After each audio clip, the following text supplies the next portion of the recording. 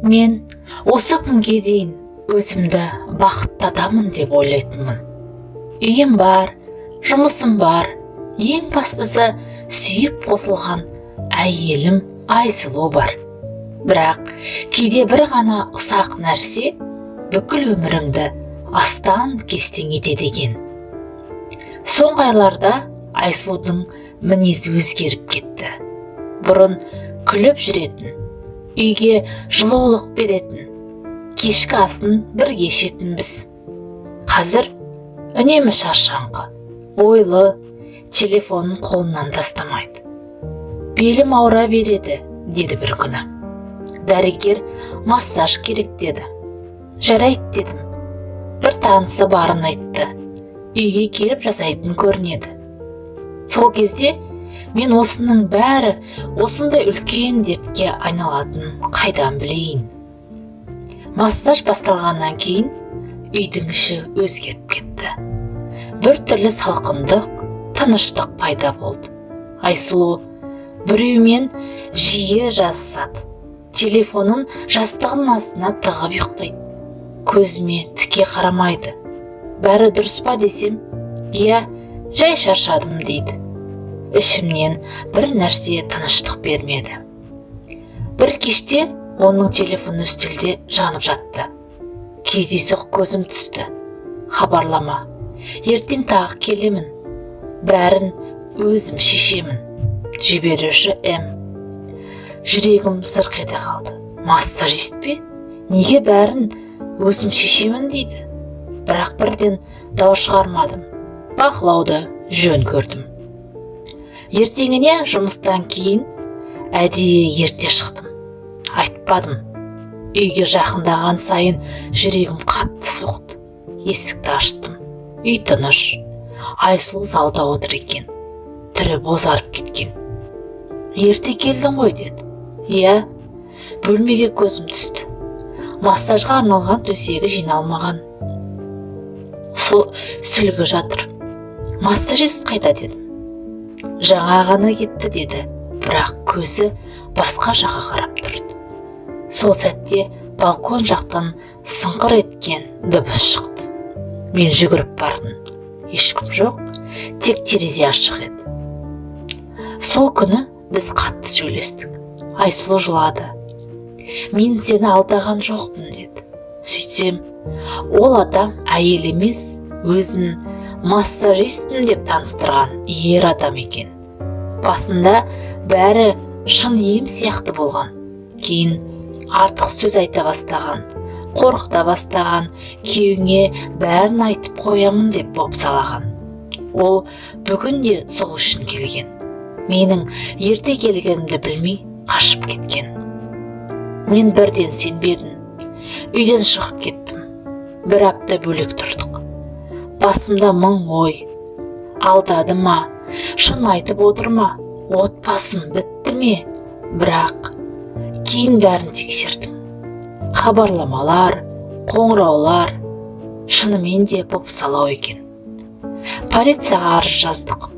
Тексеру кезінде белгілі болды. Бұл адам басқа елдерге де осылай алдап жүрген алаяқ екен.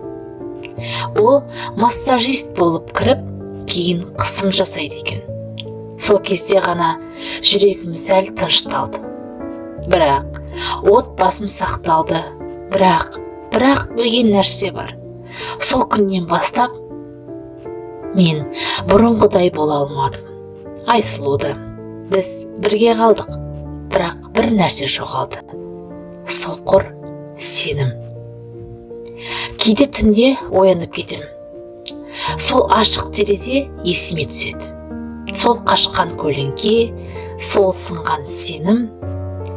Бір ғана бөтен адам, бір ғана қате шешім, бүтін бір отбасын тыныштығын ұрлай алады екен. Полицияға арыз бергеннен кейін үйімізге тыныштық бірден оралмады. Керісінше, телефон жиі қоңырау шала бастады. Тергеушілер келіп кетіп жүрді. Айсұлу күннен күнге жүдеп бара жатты. Мен бәрінен шаршадым дейтін кейде жылап. Ал мен де шаршадым. Бірақ ішімде бір сұрақ тұрды. Ол шынымен бәрін айтып отыр ма? бір күні тергеушілер қоңырау шалды. Біз ол адамды таптық, деді. Жүрегім сырқ ете қалды. Ол жалғыз емес екен. Сөйтсе, олар тұтас бір алаяқ топ болып шықты. Әйелдердің сеніміне кіріп, өзін бірде массажист, бірде дәрігер, бірде психолог деп таныстырады екен. Бір аптадан кейін беттестіруге шақырды. Мен ол адамды көргенде қолдарым дірілдеп кетті. Қарапайым жұпыны киінген. Ешқандай қылмыскерге ұқсамайды, бірақ көзінде суықтық бар еді. Ол Айсұлуды көріп күлді. Мен оны ешқашан қорқытқан жоқпын, деді. Ал өзі бәріне келісті. Осы сөзді естігенде орнымнан тұрып кете жаздадым. Айсұлу жылады. Ол өтірік айтады, деді. Мен тек емделемін деп бардым. Тергеуші маған қарады. Сіз сенесіз бе? Мен не дерімді білмедім. Сол сәт біздің отбасымыздың тағдыры шешіліп тұрғанын сездім. Бірнеше күннен кейін жаңа дәлел табылды. Басқа бір әйел. Ол мені де дәл осылай қорқытты деп арыз жазды. Сосын тағы бірі. Бәрінің әңгімесі бір-біріне айнымай ұқсас. Сонда ғана мен бұл жүйелі қылмыс екенін түсіндім. Бірақ сырттағы дау бітсе де, ішімдегі дау бітпеді. Мен кейде Айсұлудың жүзіне қарап, шынымен бәрі осы ма? Жасырған бірдеңең бар ма? деп ойлаймын. Сенім қайта қалпына келуі ең қиын нәрсе екен. Бірнеше айдан кейін сот болды. Ол адам және оның сыбайластары алаяқтық, бопсалау бабымен сотталды. Сот залында отырғанда мен жеңілдік сезінбедім, тек қатты шаршағанымды сездім.